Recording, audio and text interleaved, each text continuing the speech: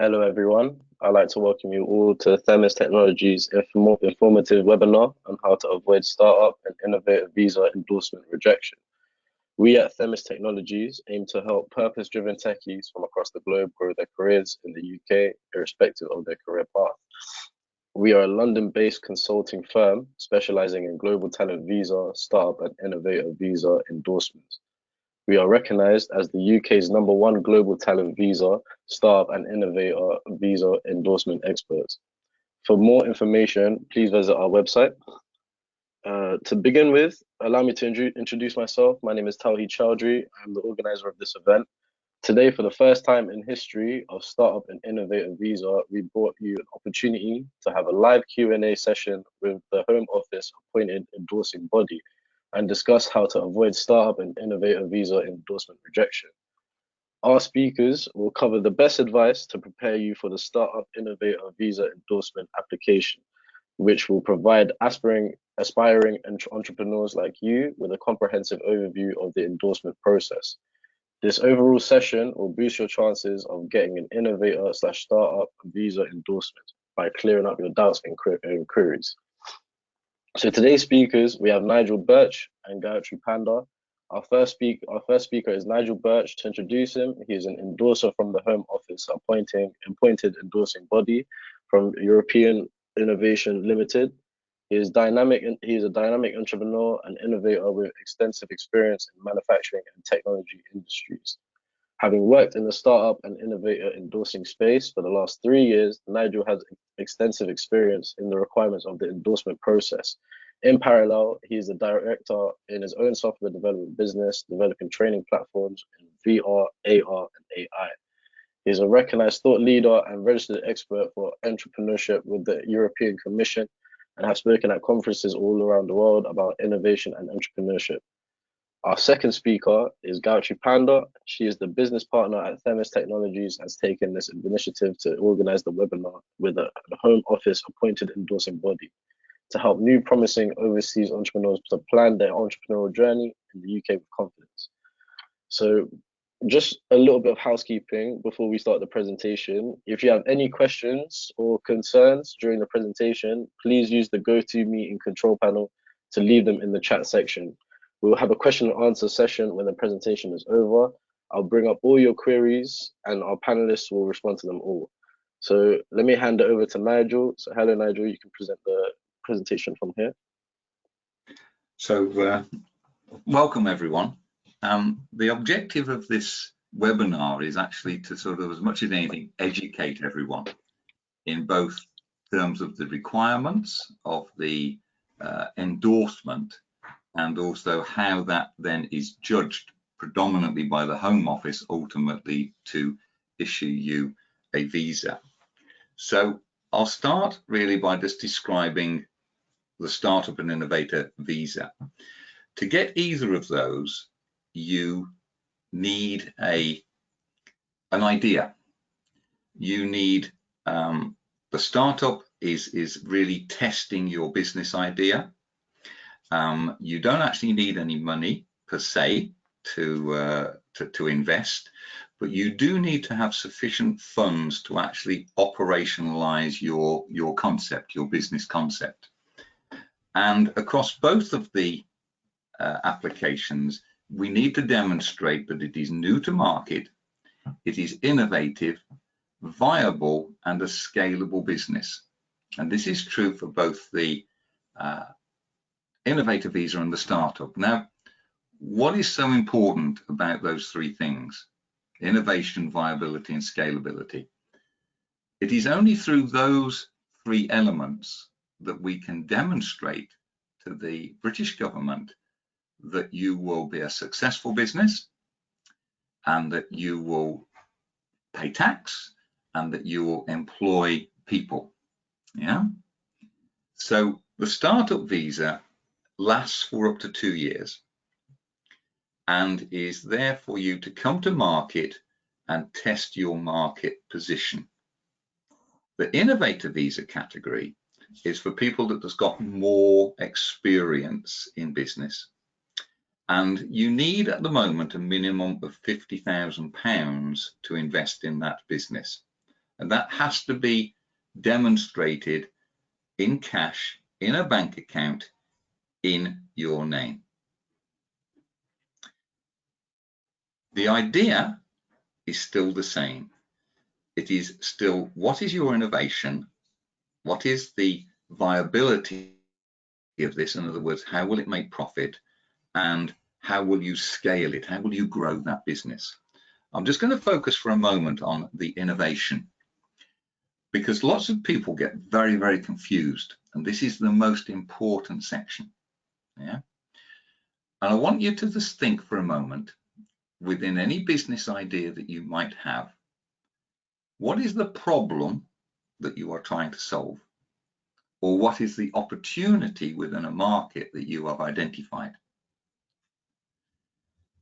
And then, once you've identified the problem, is your solution new to market and is it innovative?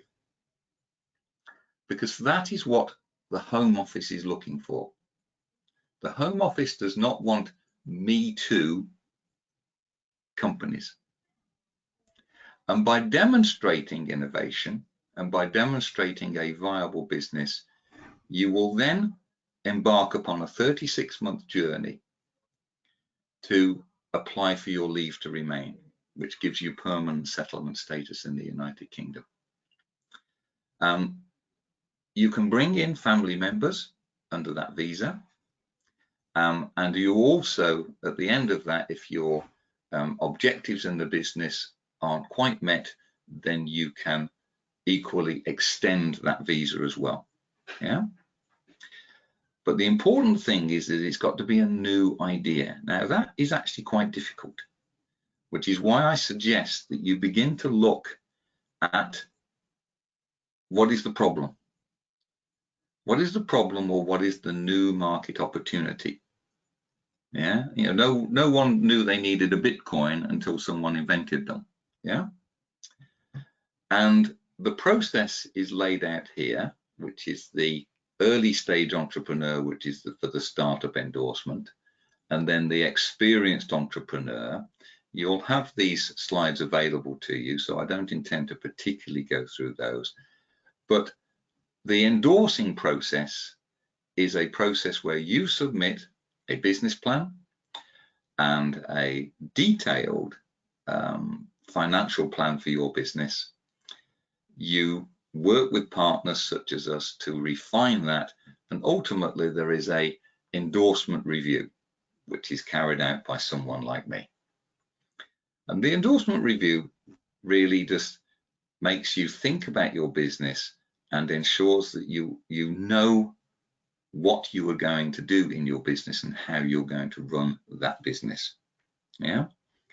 How are you going to acquire customers? How are you going to manage your time? What is your responsibilities? The reason why that's very important is that every 6 months there is a review point, and you have to have made significant progress against your plan to have your endorsement continued. And so over the 36 months, in the case of the Innovator endorsement, you've invested your money, you're working in your business, and every 6 months there would be a touch point with me to say how things are going. If they're going well, then that's fantastic. If they're not going so well, what are you doing by way of a corrective action plan? And then 6 months later, we review the same. So in terms of eligibility, it's new to market, it's innovative, it's solving a problem, and that you have the relevant experience and qualifications to meet the needs of your business. Yeah, and part of that is this entrepreneurial attitude, as it says on the slide, a go, get, can do attitude. I know what we want, and I know this is how I'm going to do it. And we recognize that, of course, plans all change. You do also have to undertake an English language test, and you have to demonstrate to the Home Office when you do your visa application proof of that English language, as indeed you have to demonstrate proof of your investment money in the case of the Innovator Visa. The experience and qualification is not a CV. You are not applying for a job. This is about you and your personal skills and attributes. Yeah. So in terms of what kind of business idea, we've already talked about that it will generate employment, that it should have high growth rates, it should employ skilled people, preferably, and the higher skilled, the better. So in some senses, the British government are looking for the next Google or Apple.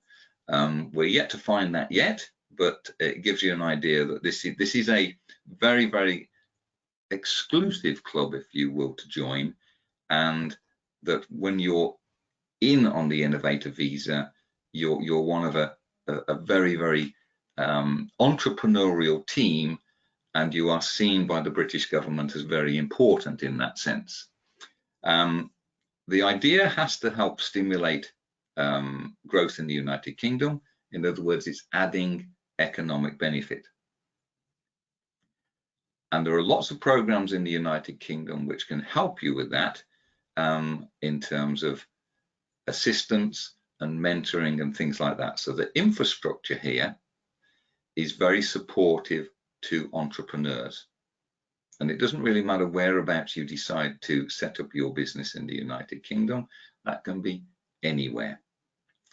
But we'll always come back to this question of, is it innovative? What is the innovation in this plan? How is it new to market? Yeah. And lots of people simply maybe pick up a trend. They'll say, oh, it's using artificial intelligence. It's using machine learning. It's using something else. And that's great, but you have to describe how. Yeah. And this brings us nicely on to how do you know your idea is innovative? Yeah. So it is in the detail. You need to be offering something rather than merely competing. It cannot be something that's already fulfilled in the United Kingdom, and your business has to add some benefit to the United Kingdom. Those are two very, very important points. It is essential that you have conducted in-depth market research and that you know what other companies are offering by way of services and products, so that you've identified your gap in the market and that you understand the problem that you are solving. Yeah.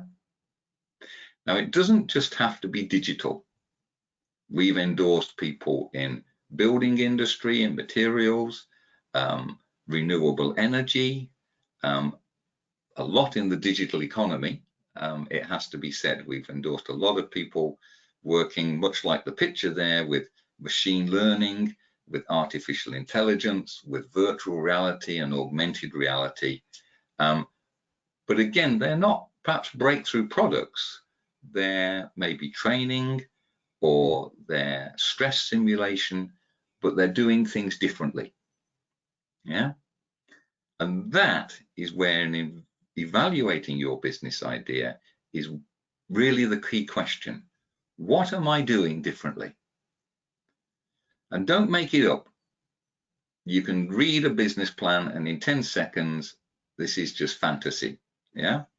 The business plan has to be realistic and it has to be achievable because you're going to be measured on this. So you actually want to keep it very, very much within the realms of the doable. Yeah. If you don't have the necessary skills, how are you going to acquire them? And that isn't going and doing a degree. That's, can I do a 12-week course on sales? Can I do an online course on marketing? It's okay not to have all the answers. It's not okay not to know how you're going to acquire that knowledge. Yeah. So we ask people to do really a skills assessment. And this goes back to, this is not a job interview. You are not going to employ yourself. What you are going to do is say, I have these skills to run my business, and I know the gap. So I may not be good at accounts. I may not be good at sales. I may not be good at operations. Now you'll plug some of those gaps by recruitment and employing people in over time. But as the entrepreneur, as the startup person, you need to have a wide set of skills. You are almost knowledgeable of everything, but a specialist in nothing. And that brings your ability to set realistic and sustainable goals, and that you then evolve a long-term plan. You do have to submit a 36-month plan when you apply for the endorsement part of this, and that plan may equally well go to the Home Office. So in terms of scalability, does it show potential? What have people that are close to your competitors, people that are not doing the same thing but maybe in a adjacent space, how successful have they been? Yeah, could you take the product global? So you start in Britain, and in 3 years' time, you then take it out into a global market to scale it. They are typically things that we look for. Is what is the market size in Britain for the idea, and what is the market size then in Europe and across the globe? Many people, of course, will start their business in England, and then actually the next place that they scale the business to is actually back into their home country. So we have many people that have come from India, North America, Canada, that the first market that they open up in terms of overseas sales is almost back into their hometown or their home city. And that's a very sensible approach, because you know the markets where you've come from. Yeah. And so again, within a plan, year one is sort of establishing the business, establishing the market presence, and then you start to gain traction. In other words, you scale the business, and you then look to export the concept out into a bigger market. Yeah. England, of course, being an English-speaking nation, gives you a lot of the world that you can take your product to. Your website is still perfectly applicable. So Home Office expectations, no different than what I've already talked about, in fact, right? But the idea is innovative. And I'm just going to stress this point. The Home Office, if we send something through and it says we are using augmented reality and artificial intelligence, the Home Office would dismiss that immediately, because neither of those are new. It's how you're going to use it and apply it that's got to bring the innovation. What is the benefit to the United Kingdom? The business has potential to become fully integrated and contributing part to the UK economy. Vital. And lots of people that look at platforms in the cloud, the first question I ask them is, why do you need to come to the United Kingdom then? Because if it's in the cloud, you could do it sitting on a beach anywhere in the world. And that's a vital piece. You need to create employment. You need to create or expand a market opportunity, and your contribution to innovation. What are you bringing to the innovation? Yeah. Just pause for that for a moment. It's all about you. This visa and this endorsement is about you, the person. The output of your labor and your activity is to significantly contribute to the United Kingdom economy. But this is all about the person. Has that person got entrepreneurial traits? Has that person shown evidence that they can run a business? Has that person got real new thinking that is solving market solutions? So you kind of begin almost by picking up a mirror and saying, right, who am I and what am I? And then you pick up another mirror and say, what is the opportunity that I can identify? How can I find a gap in the market, or how can I find a new idea? And this isn't creating the iPhone 20. This is typically doing things better than the competition, or doing it in a different way. And the different way brings you the innovation. Yeah. So we're just going to sort of look for a moment of why do people get rejected? And I have to say, in 3 years now, and I've endorsed lots of people, I've only had 2 people be rejected. And the reason that they got rejected, and the reason that people do get rejected, they typically don't do a very good interview, or that they can't demonstrate that they have the entrepreneurial skills, or that they are going to acquire those entrepreneurial skills. Yeah. The interview, if you get called for an interview with the Home Office, is very rare. But people very often come to me on the day of endorsement and they just forget what they're saying. They just talk about some other business idea and not the plan that they presented to me. And that is very, very common. Far too many times people have come on to me, or they just start reading from the plan. And they start telling me what their introduction is. Well, I've got the plan. I want to hear their passion. Yeah. So what is expected from them? It is passion. It is the desire to run a business. That they understand their own business. How did they come to the idea? What is their innovation? How will they get customers? Most businesses, most startup businesses fail because they cannot acquire customers. And they're really the 3 questions that I ask. Tell me about yourself. Tell me about your business idea. What is innovative or new to market, and how are you going to get customers? It is surprising how many people cannot answer those questions. Yeah. So therefore they haven't prepared adequately, or they lack the skills or the knowledge that they needed to acquire, but they come across indifferently. They lack the entrepreneurial spirit, if you will. Yeah. And that they've not thought through beyond, well, I'll get endorsement, then I'll apply for my business, my visa, and then I'll start looking at my business. No, you need to have almost shut your eyes and planned the next 2 years, almost like a video diary of when do I want to come to England? When is the best time for me to start my business? This is what I'm going to do in month 1, month 2, month 3.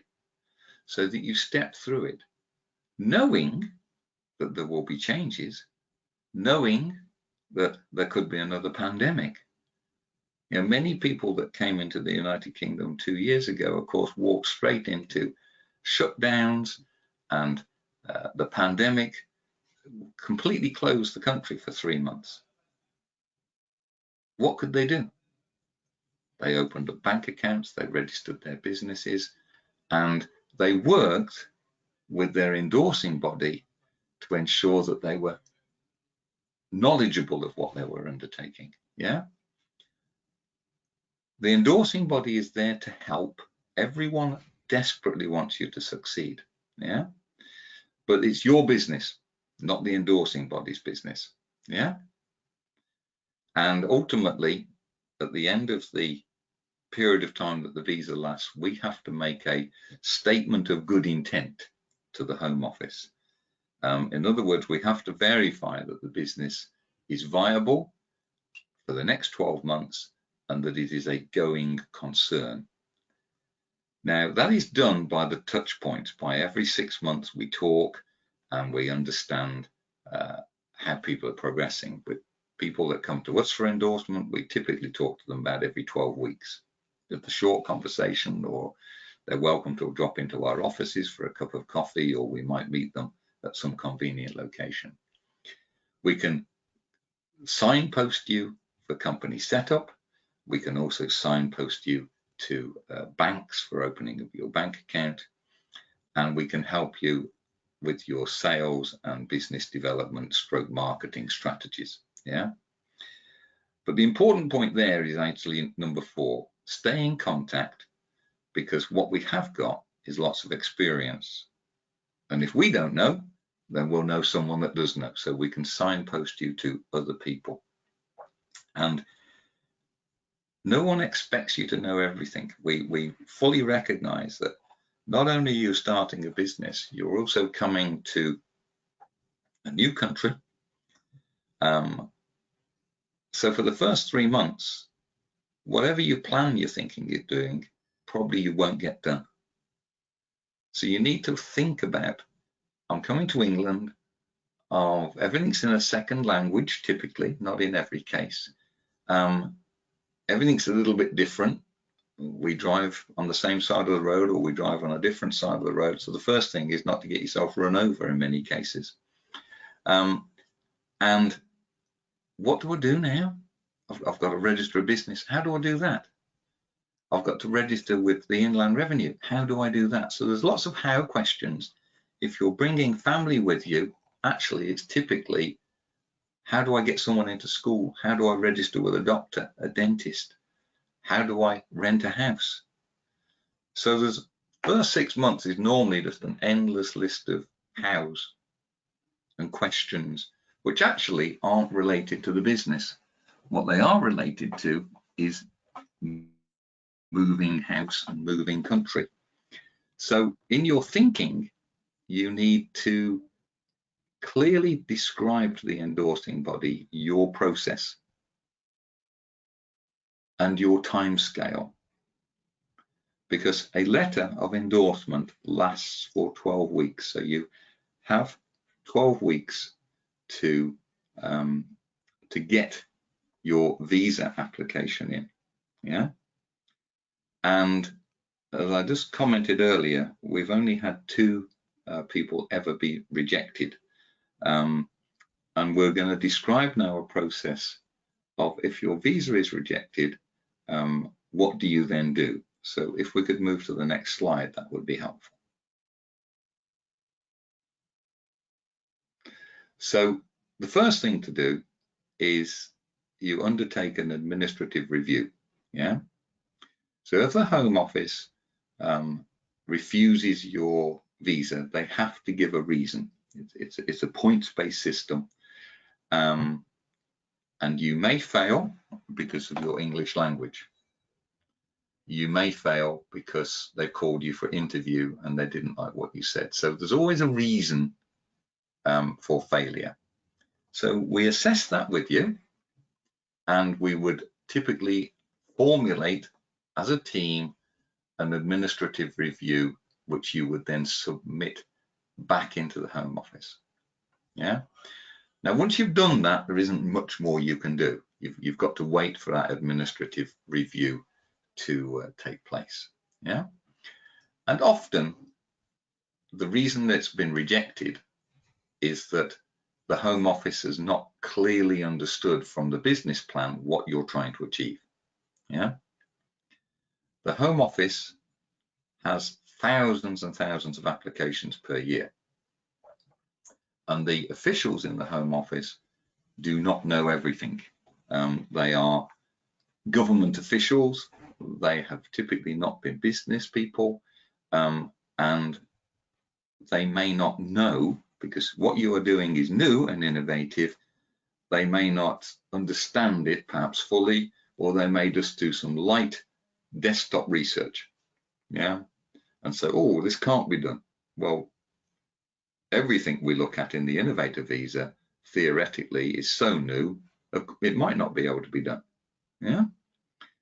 Otherwise, you wouldn't be applying for an Innovator Visa. So there's a little bit of sort of, shall I say, friction between the process and the people administering the process.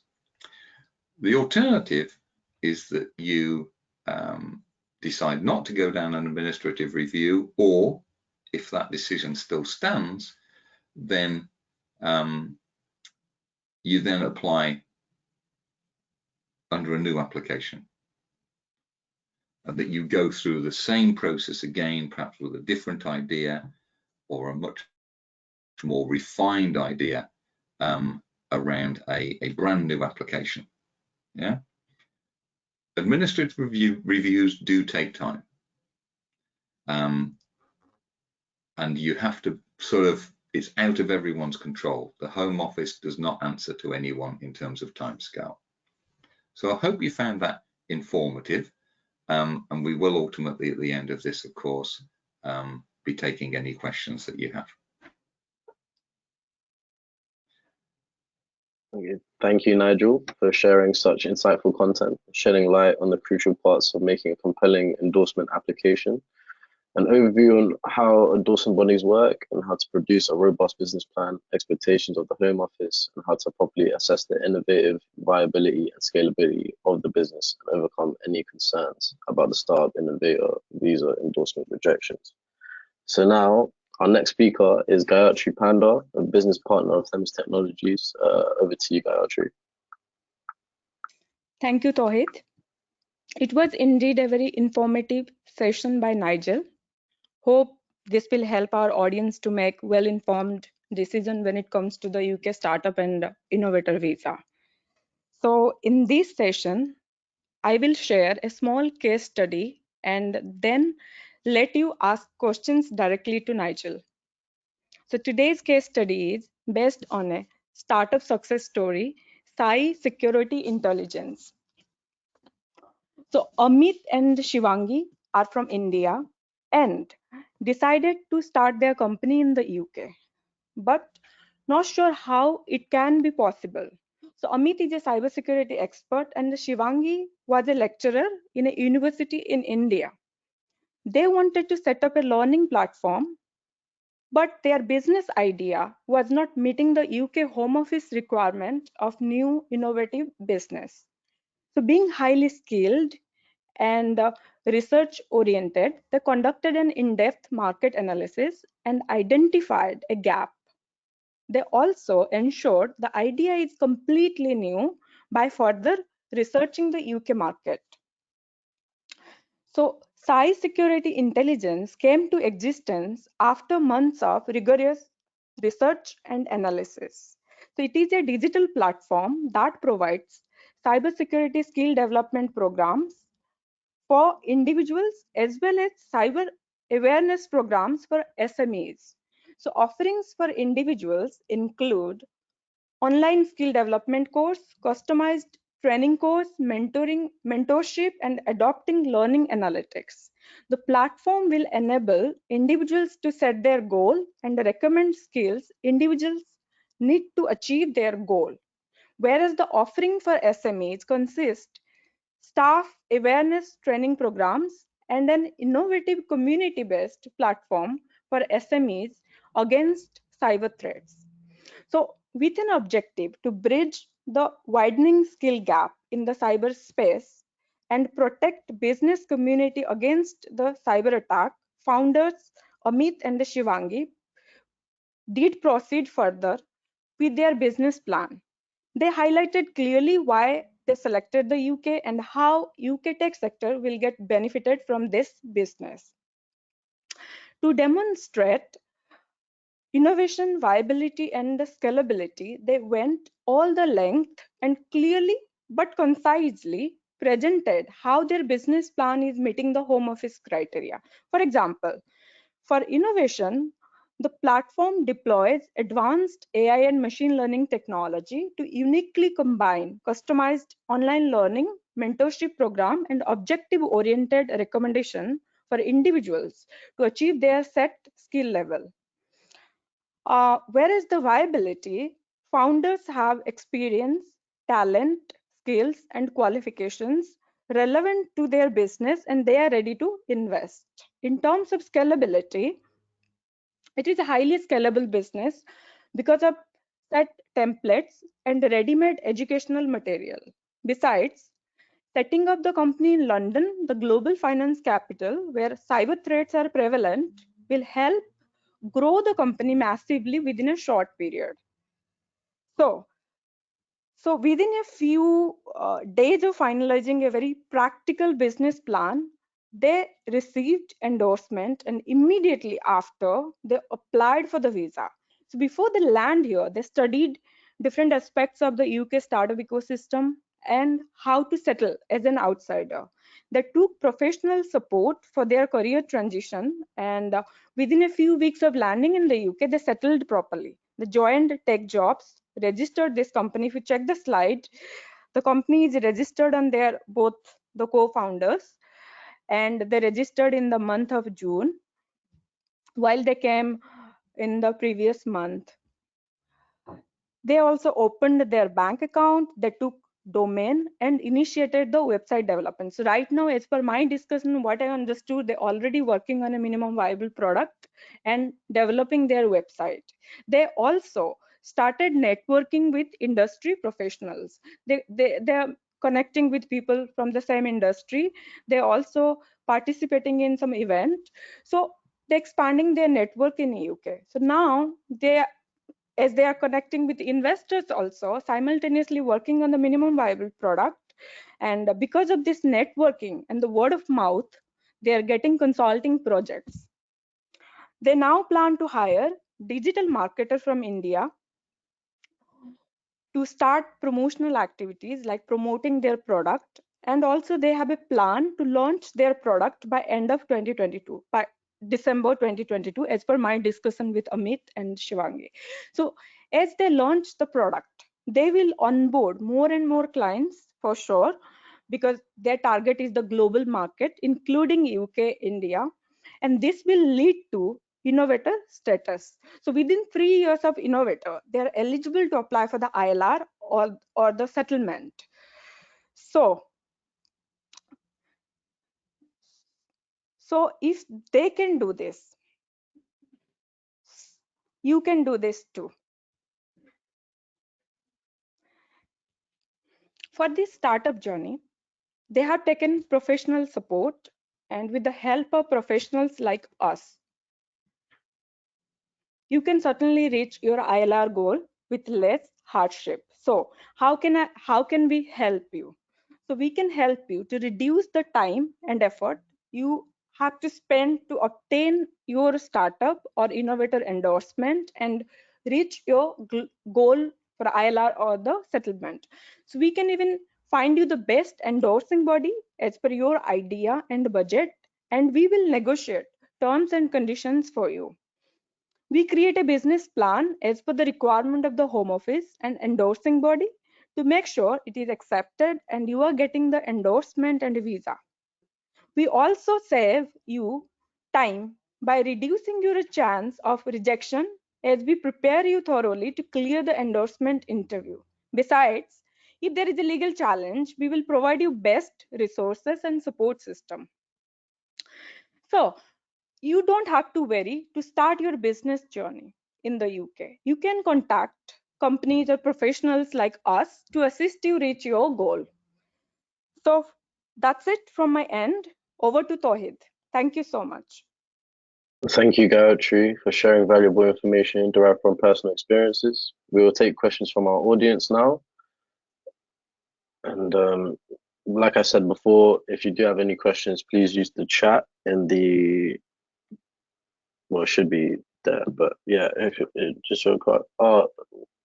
We have a question. So one of our attendees is keen to know how to identify if I qualify for a startup or innovator visa. Either Nigel or Gayatri can take this question. Sorry, please, can you repeat the question? So one of the attendees is keen to know how to identify if I qualify for a startup or innovator visa. So I'll make the first stab at doing that. So how do I qualify for a startup visa? As we talked about earlier, you need to have a business idea that is new to market and can generate cash, can generate money. And you need to have the skills to be able to start that business, or know what skills you need to attain? Does that answer the question? It's all about an idea. Everything starts with a light bulb moment. Yeah, that's fine. Another question is, does a startup visa lead to indefinite leave to remain or settlement in the UK? No, absolutely not. The startup visa lasts for a maximum of 24 months, and at that time you need to progress to an innovator visa. The innovator visa lasts for 36 months, and that it is only the innovator visa that can give you the opportunity to apply for leave to remain. Yeah, that's fine. Do I need funding or investment to support my application for a startup visa? The applicant needs to be able to demonstrate that they have the funds to start the business.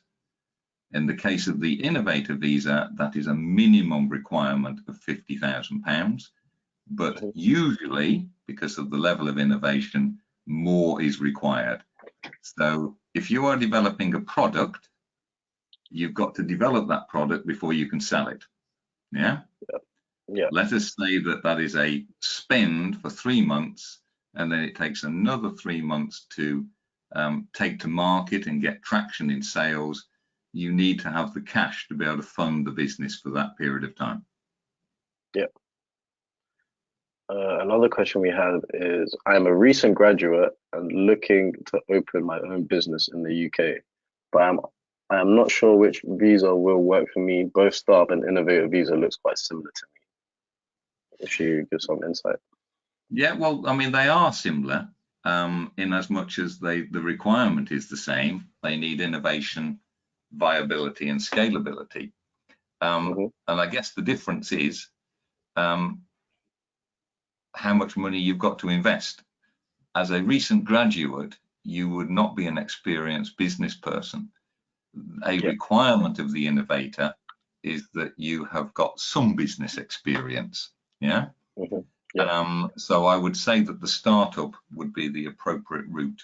One, because there is no minimum investment, but that does mean that you've still got to have money to operationalize the business.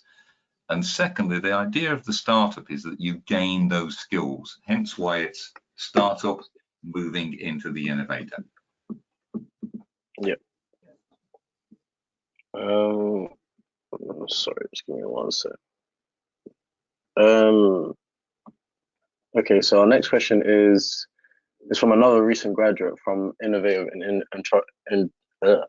Entrepreneurship Program in India. I am planning to set up a business, but worried on transferring from startup visa to innovator visa. What should I show to switch from startup to innovator? So the switch process is actually very simple. So you've been endorsed and you've gained a visa for your startup, first of all. Yeah. You have achieved your objectives against your original business plan. So the business plan would simply then have a refresh. Probably some technology might have moved on over that period of time, or the market might have changed, and then you would submit a revised plan. Or you will have started your business as a startup and it has not been successful, but you have learned from that process and you have now come up with a new idea that you're applying for the innovator visa for. So either way, there is either learned points that is informing your business decision, or that you've been successful with your original concept and therefore you've done what's called proof of concept for your business idea. Yeah. You've proven it in the market, you've made the sales that you said you would do, so I'm now going to continue that innovation journey. And again, normally with most things like that, there is almost like if you think of it as a software development or developing any product, the startup isn't the finished product. You know, after 2 years of a startup visa, it's simply I'm now going to move to the next phase of my product design or my idea or my service offering. Yeah. Another question that we have is, do I need a degree to apply for the Innovator Visa? Absolutely not. You need a great idea. Yeah. Another question is, how much personal savings do I need to show that I'm ready to put into the company to convince my business is viable for a startup? As much money as the business idea needs. Now that's a little bit like a non-answer, but for the Innovator Visa, it's 50,000. But you need as much as the business needs until it becomes cash generative. Yeah. So say you're going to develop a product over 12 months, you need to be able to fund that product development for that period of time. Now that might be £100,000, it might be £30,000. Yeah. So you need your money needs to be able to operationalize a plan. So there is no set figure. Another question that we have is, can startup visa applicants join an existing business? That an existing business cannot have traded. So to call it an existing business is probably incorrect. Anyone, either through Innovator or startup, can join an idea, but that business cannot have traded, and they need to be a founding member when you talk about joining, and they need to have a significant leadership role within that business. So it's not the easiest of things, but it has been done and been done successfully. But you need to be adding value as an individual to the concept. You can't just join a mate that's got a business idea and say, oh, I'll join you on that one then. If your experience and knowledge is completely different, that will never work. Yeah. Another question that we have is, does the startup visa have a residence requirement? So you are expected to be here in the United Kingdom and working in the business. With the startup visa, you can do other work, but the whole idea is that you're contributing to the UK economy, so you can't get a startup visa and kind of stay where you are. I think that answers the question. Yeah, that's fine. Another question that we have is, how long will it take from start to end, the whole process? Wonderful question. If we just define what start to end means, yeah. So let's say start of application. Yeah. So if my company works on a 6-week turnaround time. Yeah. Now remember, I'm an endorsing body. So from receiving your initial idea and that idea being one that you can develop, we would receive your concept and we would make suggestions that you need to make the plan innovative, scalable, viable. So we'll probably go back and say, you need to add more information. We need clarity on this. And that might go back and forth 2 or 3 times. And that we allow around 6 weeks. Now that can sometimes take longer because some of the questions we ask might need market research undertaken by the applicant, or it might need the applicant to understand their pricing strategy. So these things need thought. This is considered work, not just quick work. Then after that, you can apply for your visa, and the Home Office will take as long as the Home Office takes. Beginning of this year, we were seeing visas turned around in 2 weeks. Now we are seeing people waiting for visas for up to 20 weeks because of the Ukrainian crisis. Another question that we have is, will I be able to extend my startup visa and apply for an ILR? No. No. Another question that we have is, will I be able to undertake other work? In a startup visa, yes. In an innovator, you are expected to be working full-time in your job, in your company. Another question that's come through is, what if I fail to start the company? Then your endorsement will be revoked and your visa would be revoked. Another question that we have is the age of the entrepreneur a criteria, or as answered earlier, is the startup visa purely based on the entrepreneurial skill plus the 4 criteria of innovation, viability, scalability, and durability? Age is not even an issue. It's not a question that's asked by anyone.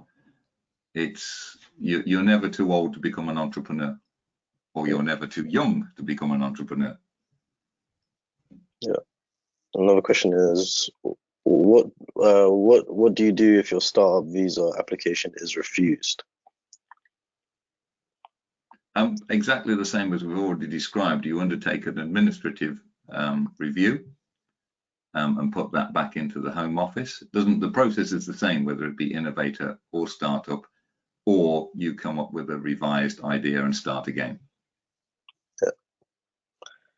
Yeah. Another question is, what is the process of switching Innovator Visa? So we've kind of dealt with this one already, that you either run with you've got your startup, you're approved on that business plan continues, yep, and you sort of accelerate the innovation, or you accelerate the growth of the business, or that your startup has failed and you've come up with a new idea. That's the switch. Another question is, can you apply for a startup visa as a team? You can. I don't personally like them. And the reasons why I don't like them are very simple. The team form the business. If one person fails to get their visa, that business will not proceed and everyone fails. And secondly, you need to have very different skills and functions within that business to be able to justify it being a team. So again, the answer to the question is actually in the plan. If you have got differing skills, so someone is skilled in technology and someone is skilled, let's say, in a digital application or taking it to market, that could be a combination. But we certainly don't consider anyone above 2 people, simply because they rarely get their visas. Yeah. And equally, the Home Office will always really look at teams much more closer than they will individuals, because they're wanting to see who's doing what. What the Home Office will never allow is people to come in almost like a passenger on the bus. Yep. Another question that we have is, in continuation to an earlier conversation that funds required should be till we get the operation and generating cash, can we simultaneously get private funding by investors in the UK or abroad? You can get investment from anywhere, but it has to be evidenced. What isn't acceptable to say, I've got £50,000 coming in. What I would need to know from whom and from where, and that would have to be in writing and evidenced. That's perfectly acceptable. And many people do that. What should I do if I'm not getting funding? Is there any other options? Unfortunately, no. There's no magic. There's no magic to having no money, unfortunately. For the startup, you know, we typically, I would say, the average startup puts in around £20,000 to £25,000 into their business. Yeah. And people, it's worth commenting that you're coming to the United Kingdom where costs are high. Yeah. You know, even a travel from one city to another by train may cost £100. Yeah. Yeah. So when you're going to visit a customer, so your travel budgets will be quite high. I know lots of people will do it by Zoom, or they'll do it on the internet or whatever. To have a website developed in England is not that cheap. So you're coming to a high cost economy. And again, you might get some things done abroad, but we've got to meet the criteria. This is about creating jobs in England. Yeah. Do endorsing bodies ever serve as incubators or provide any financial support in some cases? So my business actually runs an incubator. So our offices are an incubator. Subject to the idea, we can take that out to investors. We have a private funding circle, or we could signpost you to grants. We personally do not invest in those businesses, right, because we potentially see that as a conflict of interest with the Home Office. Okay. It doesn't mean that all endorsing bodies are like that, but it's very, very rare for an endorsing body to invest. It is not unusual for an endorsing body to have a stake in the business as by way of non-executive directorships and things like that, but it's not something that we particularly prefer. Yeah. Are there any tips for making a good startup visa application? Any short tips? It's all around what problem are you solving. Yeah. If you've got good problem identification and you've got a good innovative solution to that, that's all you need to know. Identify what you are doing, identify what you are giving the market. Yeah. If you are, you know, think of some things like, you know, did I know I needed a mobile phone before mobile phones came out? No. Yeah. Couldn't have possibly thought about it. Did I know I needed the internet? No. I mean, I know they're big ticket items, but I will give you a short example of that. So a couple of lads, they wanted to set up phone repair business. In itself, nothing innovative there. So what? There are lots of phone repair companies. There are lots of little shops dotted in every town. Where their innovation was they actually were going to create a cryptocurrency, a digital currency, so that you could have a purse, a wallet, if you will, in their platform, so that you could buy accessories and that you could buy, have your phone repaired or your screen replaced. And that was supported with a Find It app. So their business concept wasn't new. Their Find It app certainly wasn't new, but their cryptocurrency was. Okay. And that one of the lads went off and did a short course on cryptocurrencies, only 12 weeks, to acquire the knowledge of how to apply that. Now they are now just starting to roll out their cryptocurrency. They are in their 3rd year of trade. And that's maybe just contextualizes a little bit of like, so what's the innovation? Well, the business isn't innovative. How they're doing it isn't innovative, but how people are paying for it was and is. Okay. What's the chances of a VC investing in my idea? If I can convince a VC to invest, is that something that can be done as part of the startup visa? So there's 2 questions there. If you can find a VC to invest, you're typically going to have to do that before your application, because there is no proof of funds, is there? It's just talk. I'm going to talk to a venture capitalist. Well, okay, that's fine then. Go and talk to them. And when you have done that and they've committed in writing that they will invest in your business, then make your application. Yeah. The chances of finding a venture capitalist, and again, you shouldn't restrict yourself to thinking only VCs in England. The easiest place to get money is the US. and it is hard. It is hard to get money. Yeah. Okay, so we'll take one more question and then we'll conclude. At this initial level, just a pre-vised business idea would be enough to share or a complete business plan. And which contents must be elaborated in a simple business idea? Okay, great question. So simple idea, and I sound like I'm repeating myself, which I do a lot.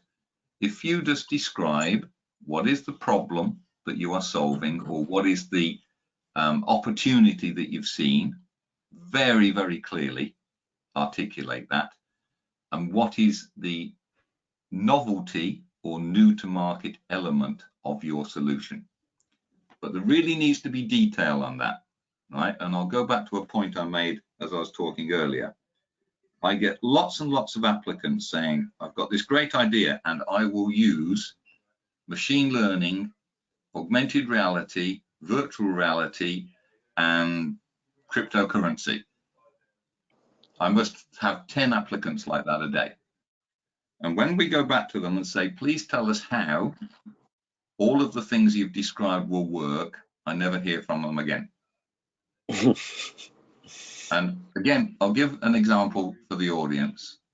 When you say to me, I'm going to use artificial intelligence, there are 3 types of artificial intelligence. Which one are you going to use? How are you going to use it? Who will write the algorithms for this? And how, most importantly, will you instruct someone to write the algorithms? In other words, you've got to create a design specification as the owner. Not just have read a book and thought, oh, this is innovative, isn't it? Artificial intelligence has been around for 66 years. It is not new. The computing power to enable artificial intelligence to be used has really only come to the fore in probably the past 5 years. Yeah. And as computing power increases, artificial intelligence will do more and more and more. Again, I'll give you an example of this. My main business is a software company, as was stated in the introduction. We are using artificial intelligence and augmented reality in the training of teachers. AI assesses what they do. The augmented reality gives them an environment to do it. Yeah. Itself perhaps not unique. What is unique is that is all worked into a degree program with a university. So we're developing this for a university. So again, think about that. Identified the market, identified a gap in the market by way of training, because otherwise you just have like someone lecturing you, and it's new. Okay, so very long answer. I apologize for the long answer. So let me just summarize that. That's what is the problem or what is the opportunity? This is my solution, but I need to see detail. If you send me 3 lines saying this is my innovation, I'll just reject it straight back. Yeah.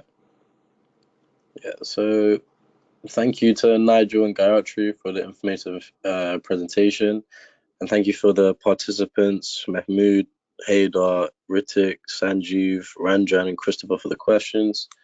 So that concludes the webinar. Before we sign off, we appreciate all the attendees joining the webinar and hope you have some clarity on how to avoid the startup and Innovator Visa endorsement rejection. Feel free to reach out to us via email or social media. In case you missed the complete webinar or some parts, we will share a recording of the webinar with all the registered participants once the recording is available. Again, we are really honored to have such a large audience and a high level engagement with a global audience. So once again, thank you for attending the webinar and have a great day. Thank you very much. Thank you.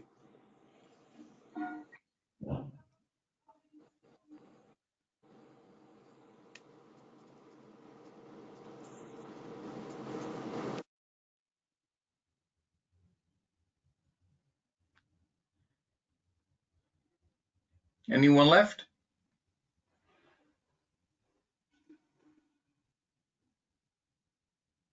Yeah, I think people are just starting to leave now.